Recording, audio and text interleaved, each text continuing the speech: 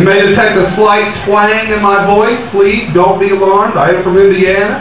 I grew up in the southern part of the state, though, in a little town called Floyds. My hand to God in heaven, Floyds, Indiana. And it sucked.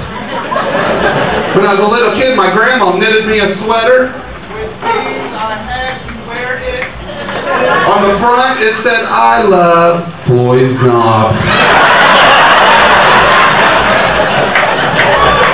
Went to Floyd's Knobs Elementary School, home of the Knobbers. Oh. Our mascot was supposed to look like a big ear of corn. It didn't.